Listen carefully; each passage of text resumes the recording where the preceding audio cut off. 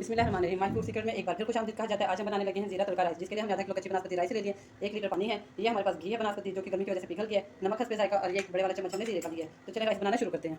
Flame को on कर दें और कढ़ाई में 100 ग्राम घी डाल दें। घी गर्म हो जाए तो 1 चम्मच बड़ा जीरे का डाल दें, हस्बे जायका नमक डाल दें,